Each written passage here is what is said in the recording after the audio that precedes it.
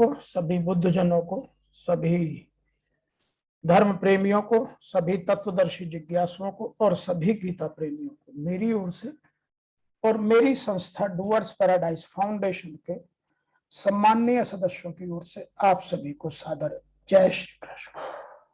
आज हम वर्तमान युग में आध्यात्मिक चिंतन की श्रृंखला के तहत गीता के 9वें अध्याय के श्लोक संख्या 3 की व्याख्या कर रहे हैं।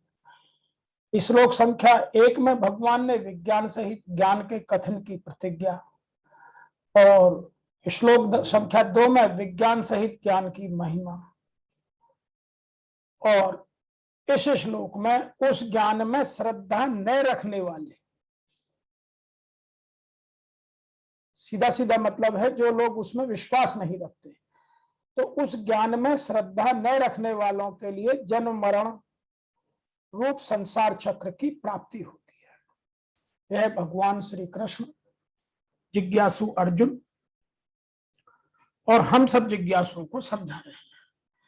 यदि तत्व का दर्शन है तो फिर इसमें कहीं शंका नहीं तो उसका समाधान भी नहीं, लेकिन जिनको शंका है उनको समझाने के लिए भगवान ने यहां बोला और ऋषि वेद व्यास जी ने उसको लिखा।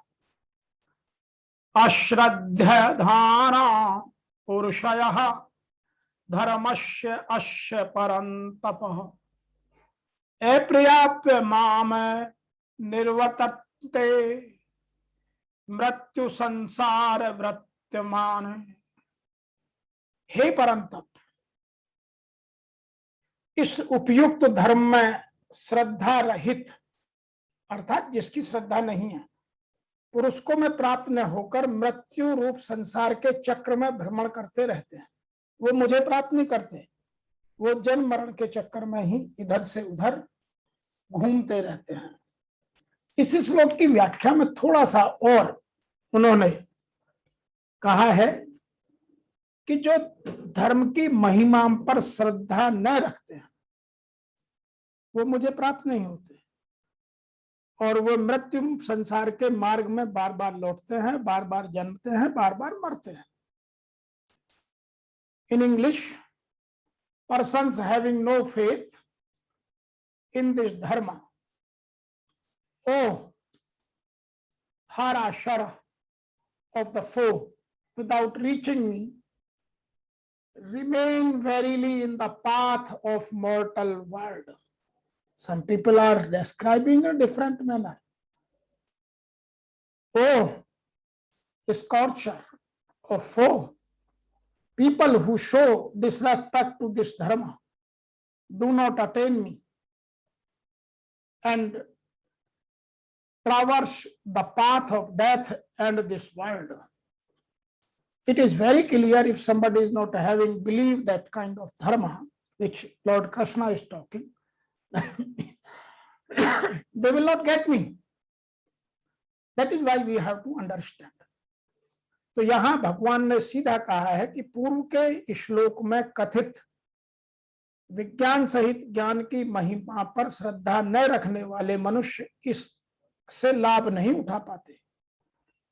प्रत्युत नाशवान शरीर संसार को महत्व देकर बार बार जन्मता और मरता रहता है। ऐसे अश्रद्धालु मनुष्य स्वतः प्राप्त अमरता का मार्ग छोड़कर मृत्यु के मार्ग पर चलते हैं, जिसमें केवल मृत्यु ही मृत्यु है। शरीर में भगवत प्राप्ति का बहुत श्रेष्ठ अवसर था,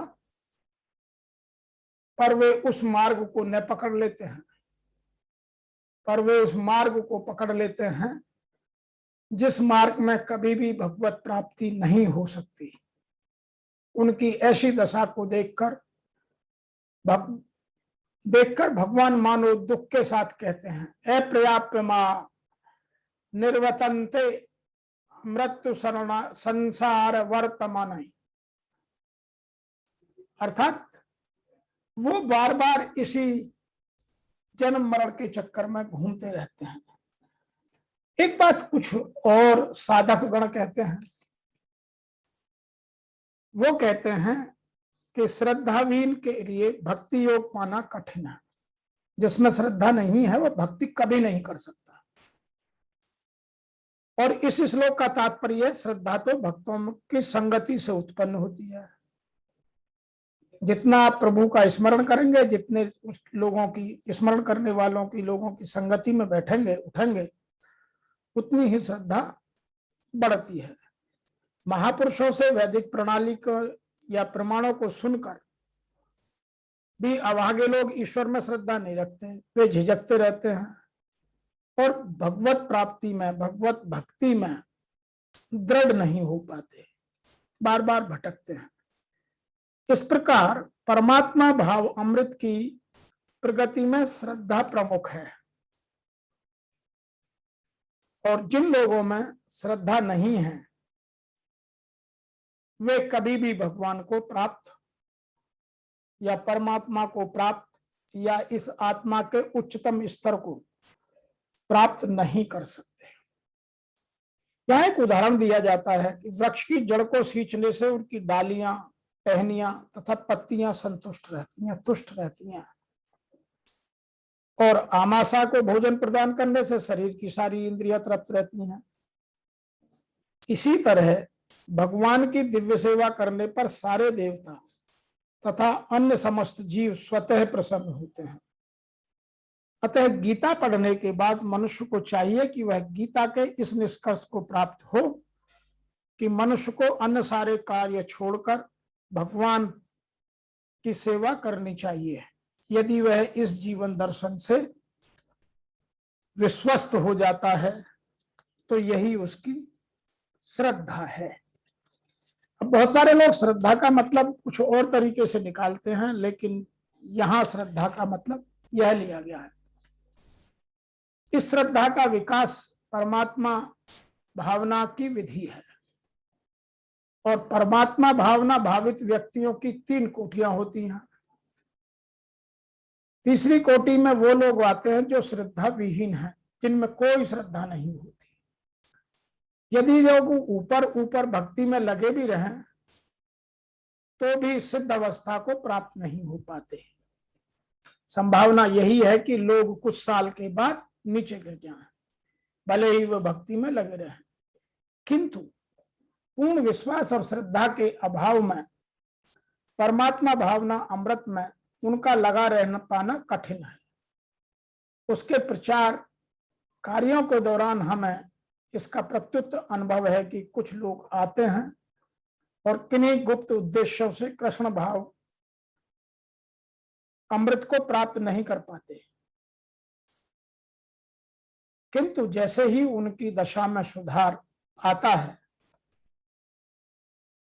फिर वो और इस विधि को त्याग कर फिर पुराने पैसे वाले संसारवादी भौतिकवादी ढर्रे पर चलने लग जाते हैं।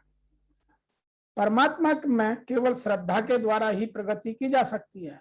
जहां तक श्रद्धा की बात है, जो भक्ति साहित्य में निपुण है और जिसने दृढ़ इच्छा को अवस्था प्राप्त कर लिया है, अर्थात जिसमें दृढ़ इच्छा पैदा हो गई ही है, वह परमात्मा भाव अमृत का प्रथम कोटि का व्यक्ति कहलाता है। तो हमने तीसरे कोटि के वो जिनमें श्रद्धा बिल्कुल नहीं है, और प्रथम कोटि के वो जिनमें भगवान के प्रति अटूट श्रद्धा है, जो भगवान के बगैर 1 मिनट भी नहीं रहना चाहते। अब इन दोनों के बीच की स्थिति है जिसको दूसरी श्रद्धा कहते हैं। दूसरी कोटि में वो व्यक्ति आते हैं जिन्हें भक्ति शास्त्रों का ज्ञान नहीं है, किंतु स्वतः ही उनकी दृढ़ श्रद्धा है। मतलब वो ज्ञान से नहीं, वो भक्ति से भगवान को पाना चाहते हैं। अतः वे इसे गहनता के साथ, श्रद्धा के साथ, तीव्रता के साथ, तत्परता के साथ ग्रहण करते हैं।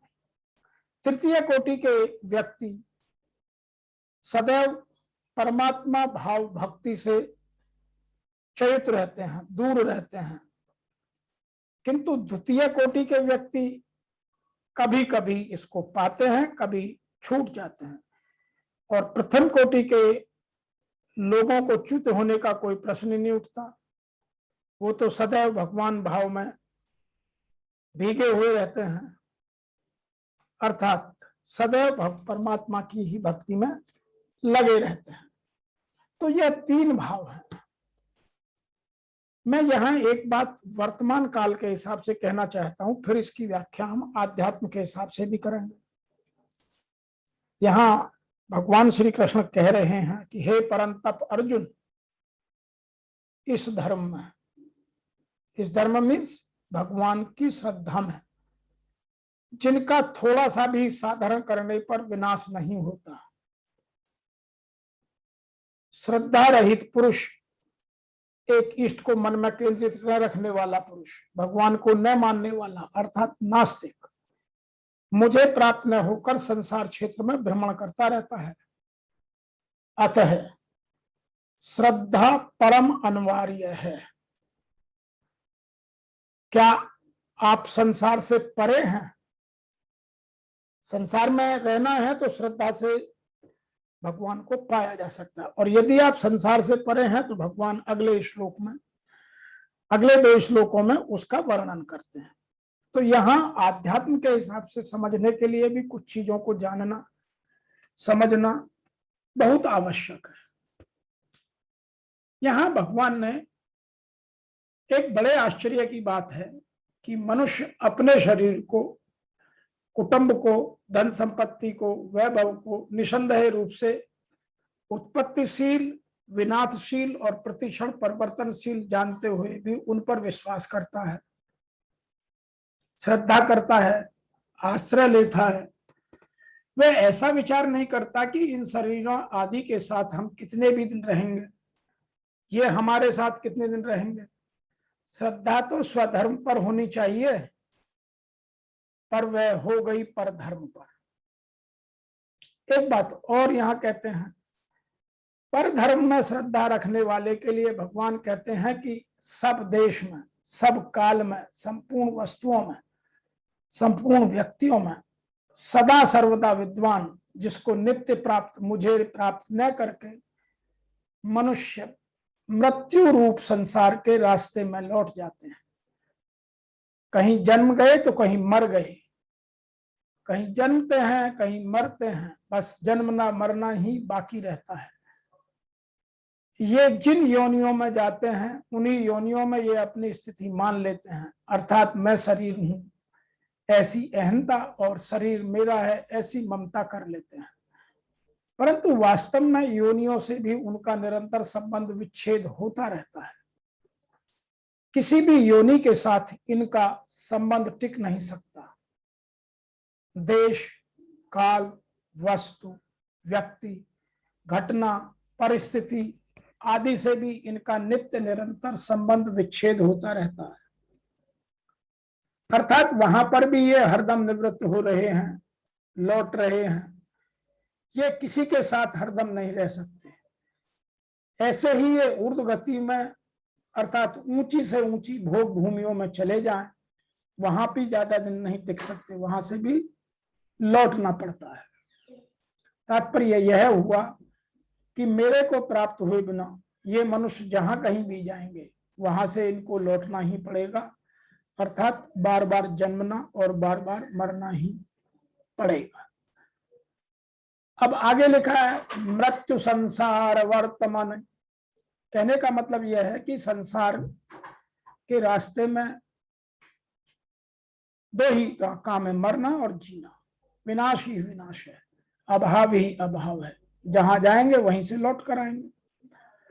इसी बात को भगवान ने 12वें अध्याय के 7वें श्लोक में हमें आगे बहुत विस्तृत रूप से समझाया है। यह मनुष्य शरीर केवल परमात्मा प्राप्ति के लिए मिला है। यह बात गीता बार बार चीख कर हमें बताती है कि यह शरीर, यह मानव शरीर हमें परमात्मा प्राप्ति के साधन को सुलभ बनाने के लिए ही मिला है। भगवान ने कृपा करके संपूर्ण कर्मों के फलों को, जो सत और असत योनियों के कारण है, स्थगित करके मुक्ति का अवसर दिया है। ऐसे मुक्ति के अवसर को प्राप्त करके जो जीव जन्म मरण की परंपरा में चले जाते हैं, उनको देखकर भगवान मानव पश्चाताप करते हैं। कि मैंने अपनी तरफ से इनको जन्म मरण से छूटने का पूरा अवसर दिया, पर ये उस अवसर को प्राप्त न करके फिर जन्म मरण की ओर जा रहे हैं। केवल साधारण मनुष्यों के लिए नहीं, प्रत्युत महान आसुरी योनियों में पड़े हुए जीवों के लिए भी भगवान पश्चाताप करते हैं कि मेरे को प्राप्त किए बिना ये ही अधम गति को जा रहे हैं। आगे लिखा है, अप्राप्यमाम, मेरे को प्राप्त न होकर।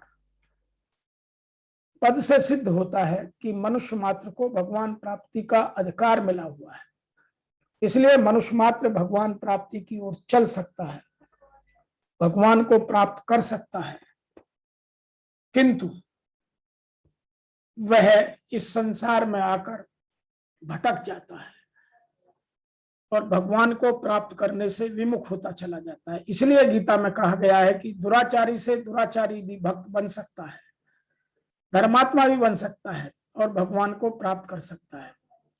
मैं यहाँ आपको एक उदाहरण भी सुनाना चाहता हूं। एक शहर था, उसके चारों तरफ ऊंची दीवार बनी हुई थी। शहर के बाहर निकलने का केवल एक ही दरवाजा था। एक सूरदास अर्थात अंधा व्यक्ति शहर से बाहर निकलना चाहता था। वह एक हाथ से बालक, एक हाथ से लाठी का सहारा और एक हाथ से दीवार का सहारा लेते हुए चल रहा था। चलते चलते जब बाहर जाने का दरवाजा आया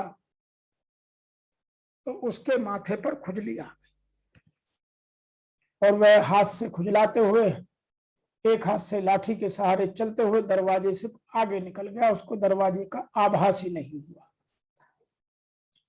इस तरह वह दिन रात चलता, लेकिन जब दरवाजा आता तो उसे खुजली आ जाती और खुजाने के लिए वह हाथ माथे पर लगाता, तब तक दरवाजा निकल जाता। इस प्रकार वह चक्कर ही काटता रहा। ऐसे ही यह जीव नरक के चक्कर लगाता रहता है, कभी स्वर्ग में, कभी नरक में, कभी 84 लाख योनियों में घूमता रहता है। उन योनि के भोग से स्वयं छुटकारा नहीं पा सकता, तो भगवान कृपा करके जन्म मरण के चक्र से छूटने के लिए मनुष्य शरीर देते हैं। परंतु मनुष्य शरीर को पाकर उसके मन में भोगों की खुजले चलने लगती है।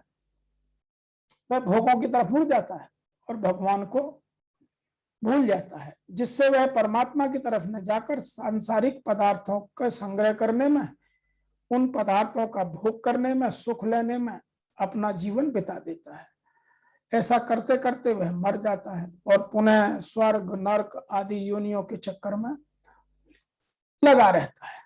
तो यह एक जीवन का क्रम है जो भगवान की भक्ति से ही छूट सकता है। यहाँ कुछ विशेष बातें हमें समझनी होंगी। प्राय लोगों के भीतर यह बात जची हुई है कि हम संसारी हैं, अर्थात हमें जन्मना और मरना ही है, यहाँ रहने वाले हैं, इत्यादि इत्यादि। पर यह बातें बिल्कुल गलत हैं। कारण है कि हम परमात्मा के अंश हैं, परमात्मा की जाति के हैं, परमात्मा के साथी हैं, परमात्मा के धाम के वासी हैं। हम सभी इस संसार में आए हैं अपनी मुक्ति का साधन सरल बनाने के लिए। हम इस संसार के नहीं हैं।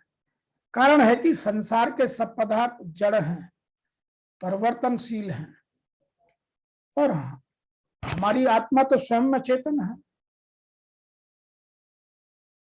और हमारे में, आत्मा में कभी परिवर्तन नहीं होता, परिवर्तन शरीर में होता है और शरीर यहीं रह छूट जाता है। तो फिर हम इस बात को समझते क्यों नहीं है? संसार के साथ हमारा संयोग और परमात्मा के साथ हमारा वियोग कभी हो ही नहीं सकता। हम चाहे स्वर्ग में जाएं, चाहे नरक में जाएं, चाहे 84 लाख योनियों में कहीं भी जाएं, तो भी हमारा परमात्मा से वियोग नहीं होता, परमात्मा का साथ नहीं छूटता, क्योंकि हम उसके अंशी हैं। परमात्मा सभी योनियों में हमारे साथ है, क्योंकि हम उसके बच्चे हैं। वह एक पिता की समान सदैव हमारा ध्यान रखते हैं। परंतु मनुष्योत्तर योनि में विवेक की जागृति न रहने से परमात्मा को हम पहचान नहीं पाते। परमात्मा को पहचानने का मौका तो मनुष्य शरीर में ही है और न किसी शरीर में नहीं। कारण कि भगवान ने कृपा करके इस मनुष्य को ऐसी योग्यता दी है जिससे वह सत्संग, विचार, स्वाध्याय, मंथन, चिंतन, अध्ययन आदि करके अपने विवेक को जागृत कर परमात्मा को जान सकता है, परमात्मा की प्राप्ति कर सकता है। इसलिए भगवान यहाँ कहते हैं कि इन प्राणियों को मनुष्य रूपी शरीर प्राप्त हुआ है तो मेरे को प्राप्त होना ही चाहिए। हम भगवान के हैं और भगवान हमारे हैं, यह बात हमारी समझ में ही आ जानी चाहिए। संसार में आना, 84 लाख योनियों में भटकना हमारा काम नहीं। ये देश, ये गांव, ये कुटुंब, ये समाज, ये राष्ट्र, ये धन, ये पदार्थ, ये शरीर सब हमारे नहीं हैं और हम इनके नहीं हैं। ये देश आदि सब अपरा प्रवृत्ति है और हम परा प्रकृति के हैं। परंतु भूल से हमने अपने को यहाँ का रहने वाला मान लिया है, तो इस भूल को मिटाना आवश्यक है। यह भूल मिटाने के लिए गीता हमें बार बार हमारी जिज्ञासा को शांत करने के लिए भगवान श्री कृष्ण स्वयं अर्जुन के माध्यम से हमारे उन सभी प्रश्नों के उत्तर दे रहे हैं। और हम फिर भी अज्ञानी हैं, अज्ञान से इस बात को समझ नहीं रहे हैं, तो हमारे विवेक का पूर्ण प्रयोग हम नहीं कर रहे। इसका तात्पर्य यह हुआ कि हम यहाँ के जन्म मृत्यु वाले संसार के नहीं हैं। यह हमारा देश नहीं है, हम इस देश के नहीं हैं, यहाँ की वस्तुएं हमारी नहीं हैं, हम इन वस्तुओं के लिए नहीं हैं, हमारे ये कुटुंबी नहीं हैं, हम उन कुटुंबियों के लिए नहीं हैं। हम तो भगवान के हैं और भगवान ही हमारे हैं और हम भगवान के लिए ही हैं। यह बात यहाँ इस तीसरे श्लोक में भगवान बड़ी स्पष्टता से समझाते हैं। अब हम नहीं समझते हैं तो भगवान आगे के 2 श्लोकों में इस बात की और व्याख्या करते हैं। जब हम श्लोक 4 और 5 की एक साथ व्याख्या करेंगे तो शायद बात और स्पष्टता से समझ में आ जाए, ऐसा हमारा प्रयास होगा। अर्थात आज के श्लोक से हमें यह बात समझ में आती है कि हे परम तप, इस उपयुक्त धर्म में श्रद्धा रहित पुरुष, जिनकी श्रद्धा इस धर्म में नहीं है, जिस धर्म की मैं बात कर रहा हूं, जिस धर्म की गीता बात कर रही है, तो उस श्रद्धा रहित पुरुष को मैं कभी प्राप्त नहीं होता, अर्थात परमात्मा कभी प्राप्त नहीं होता और वह मृत्यु रूप संसार के चक्र में भ्रमण ही करता रहता है। तो आज के इस तीसरे श्लोक की व्याख्या में इतना ही। आप सबका मेरी ओर से और मेरी संस्था डूअर्स पैराडाइज फाउंडेशन के सभी सम्माननीय सदस्यों की ओर से आप सभी को ओम नमो भगवते वासुदेवाय नमः।